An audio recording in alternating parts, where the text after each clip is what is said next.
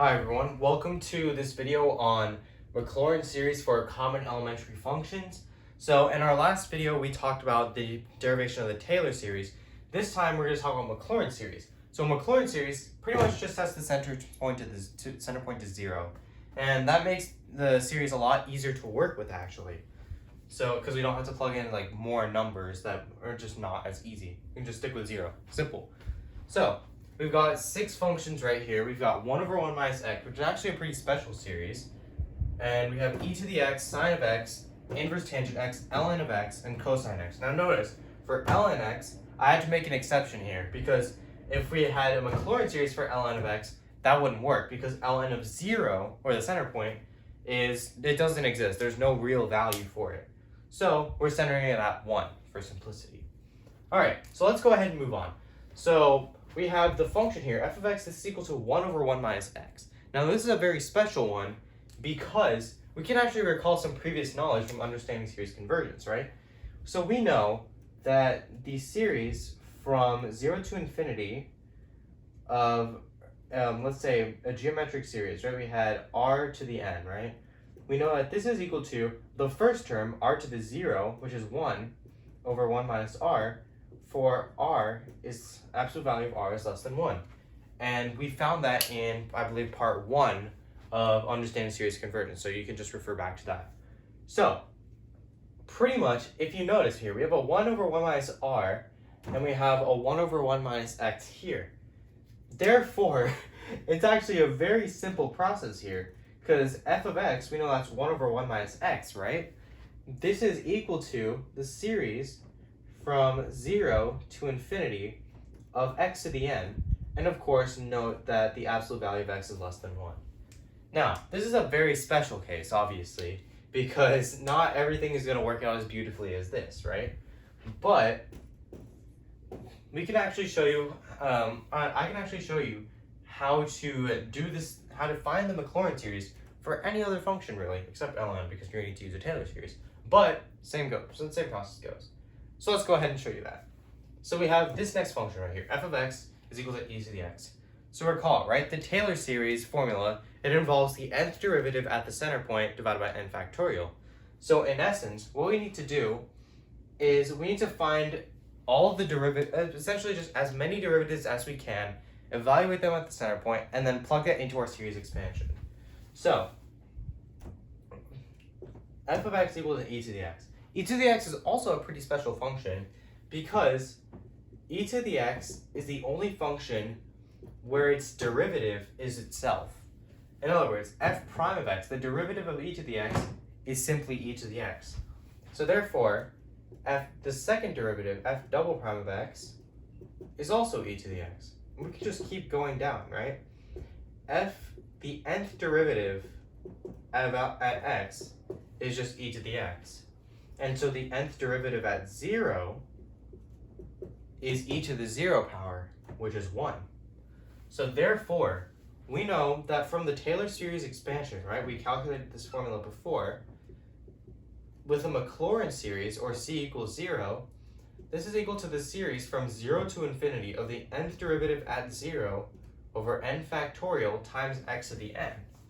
If the nth derivative at 0 is equal to 1 for all n, then therefore we can say that e to the x is equal to the series from 0 to infinity of x to the n times 1 over n factorial, and that just works out to be this.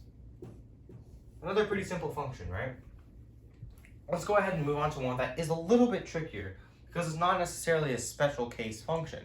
It's just a special elementary function, but it's not a special case like any of these.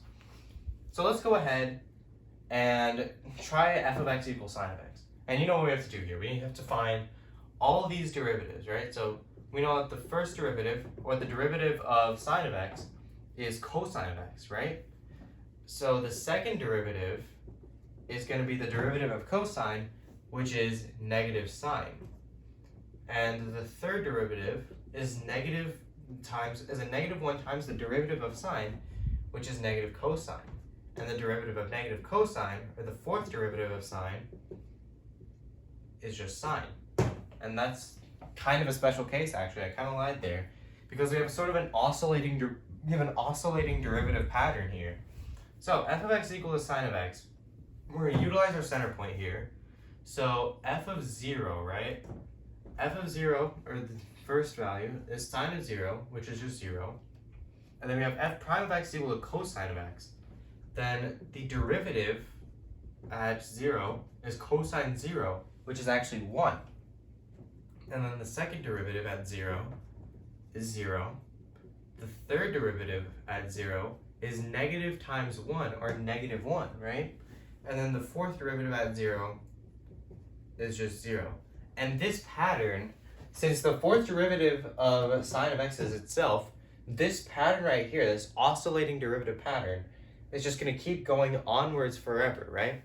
So in essence, if f of x, right, we have this formula right here, we can say that this is f of 0, which is 0, plus 1 times x, plus 0, and I'm just going to go ahead and disregard this 0, because it's technically our x squared term, so our next term is actually our x cubed term, which is going to be negative 1 times x cubed over 3 factorial plus 0, and then the pattern repeats, right? So we're going to have a plus 1 times our x to the 5th term, which is going to be x to the 5th over 5 factorial plus 0, and then this pattern is going to keep going on forever and ever.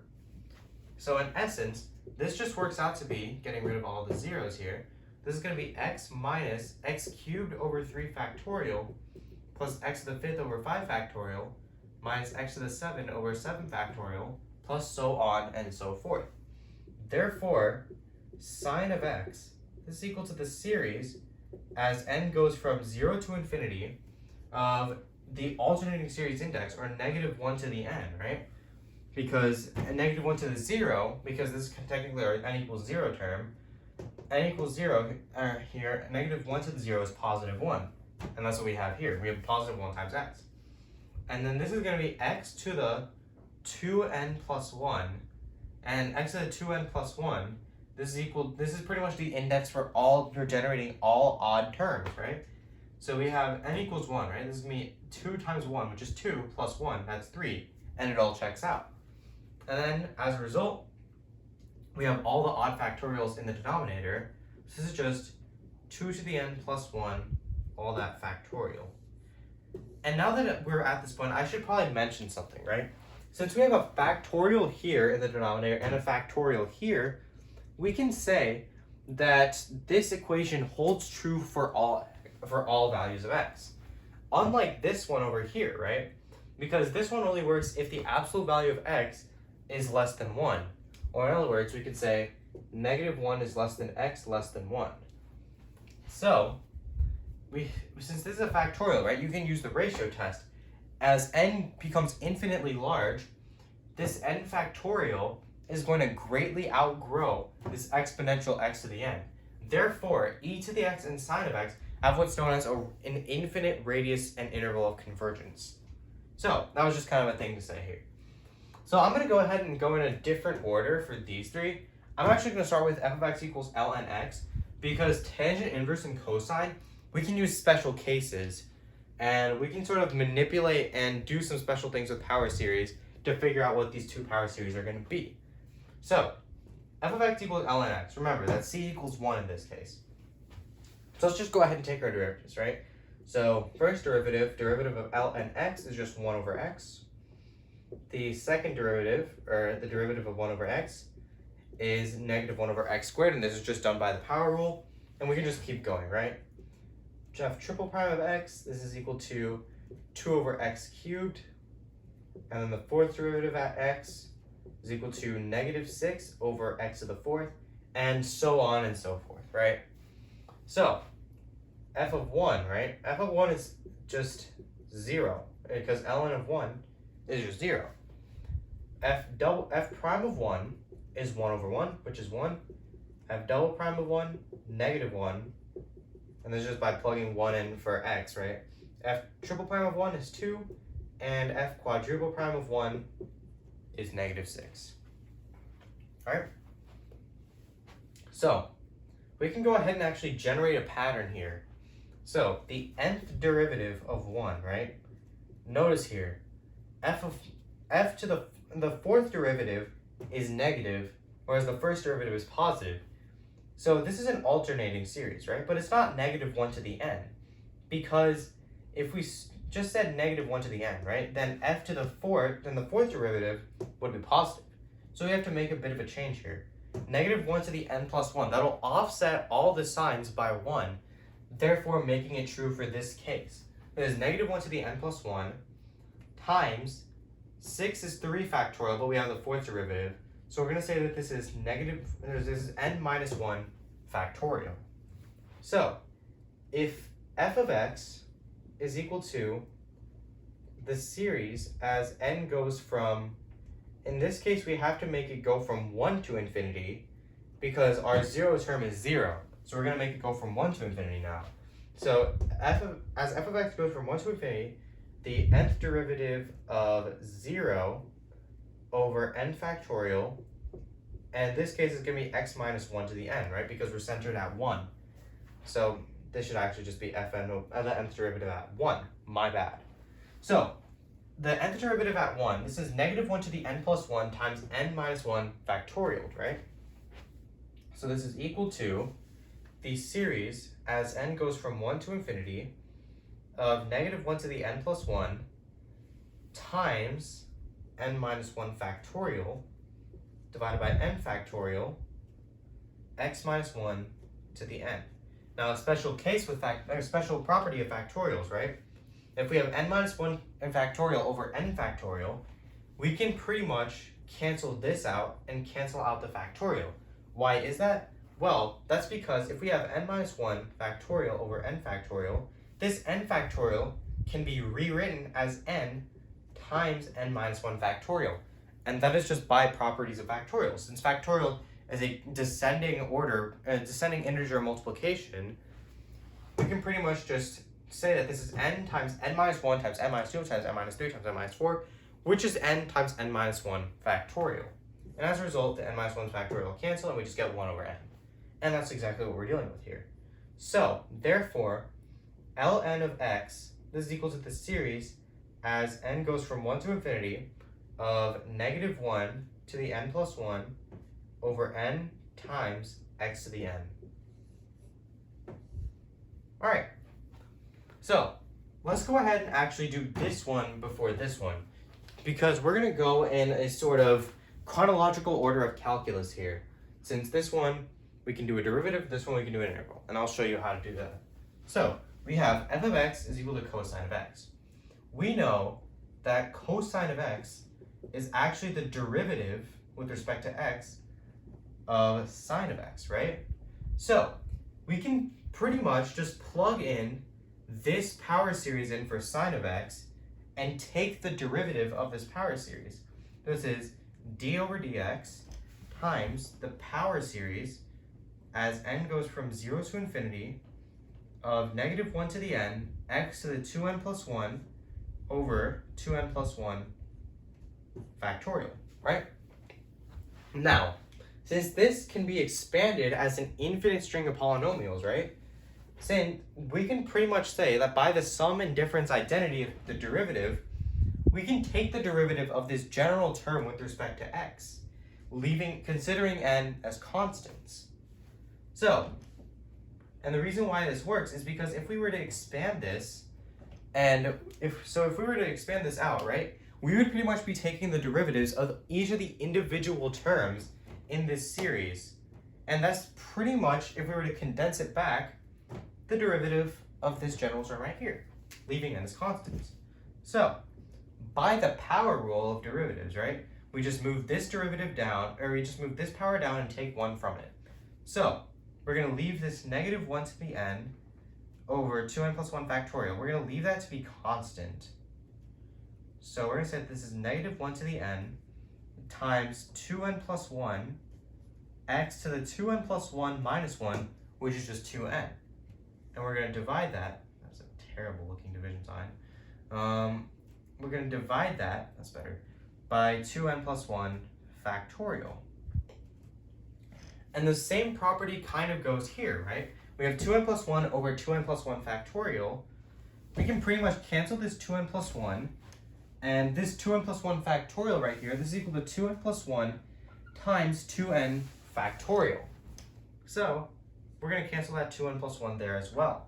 So as a result, cosine of x is equal to the series from 0 to infinity of negative 1 to the n, x to the 2n over 2n factorial.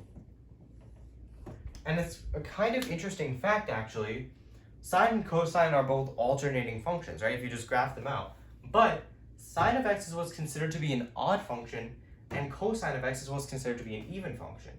So this 2n plus 1 right here, this is the index for generating all odd integers, and this 2n is the index for generating all even integers.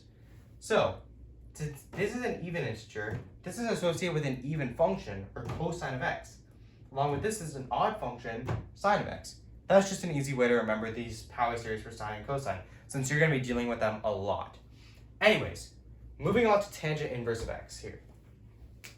So, tangent inverse of x, we could take the derivatives, but then as we get to like the third and fourth derivatives, we're going to be dealing with some pretty nasty quotient rule stuff.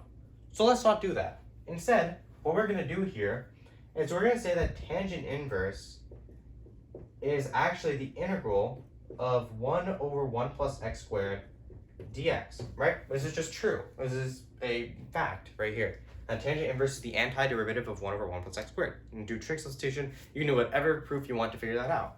So, this right here, what we can do here is we can say that this is the integral of 1 over 1 minus negative x squared dx.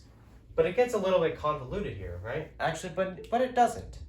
I don't know why I just said that. But anyways, we stated here that 1 over 1 minus x is equal to the series as n goes from 0 to infinity of x to the n, right? So what if we substituted in this negative x squared in place of x? Then what we can say is that this as n goes from 0 to infinity of x to the n, or in this case, it's going to be negative x squared to the n. Let me recap that. So what we're saying is that we can substitute negative x squared in for x, and as a result, the power series becomes the series from 0 to infinity of negative x squared to the n. And as a result, that's the same thing as the series as n goes from 0 to infinity of negative 1 to the n x to the 2n dx. And that's just by exponent properties. So, when integrating this, the same rule follows, right? The sum and difference identity. We're pretty much integrating every single term in this power series, so we can just integrate the general term. And to do this, we'll just use the reverse power rule. Add 1 to the power, divide by the new power. So this is going to be equal to,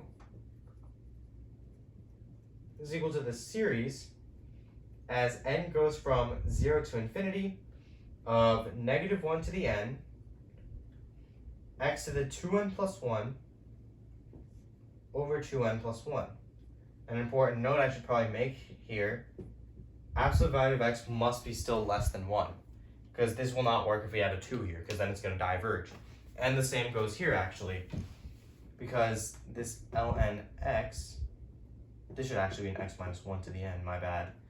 So this x minus 1 must be less than 1. And we can actually include 2, here. And so technically the interval of convergence is going to be from 0 to 2, not including 0, but including 2. But yeah, that's another story, I'm going to be honest. But yeah, with that, we have found the Taylor/Maclaurin series for all 6 of these functions. And what's pretty cool is that we could have just done the redundant process of just doing all these derivatives and then plugging in and then plugging everything into the Taylor series expansion, noticing the pattern, and then finally generating the Taylor series. No, we just exploited the system here. This could have been done in so many more steps, but we chose the easier path. We just used our knowledge of geometric series. And this right here, it was kind of a long process, but we just acknowledged this rule right here, that the derivative of e to the x is just e to the x forever. So then we have just a constant for the nth derivative of 0, making this process much easier. And then sine, we had to do the whole thing with that, doesn't really matter, along with ln, but whatever. So this right here, tangent inverse and cosine, this could have been done in much longer steps. But cosine, we just took the derivative of this power series, and then tangent inverse, we took the derivative of a manipulated power series, or a power series that follows this form right here. But yeah, that's it for this video right here. That's it for the Maclaurin series for common elementary functions. Next, we can use these known power series to do all sorts of things, and you'll see how. But that's it for this video, and I hope to see you in future videos.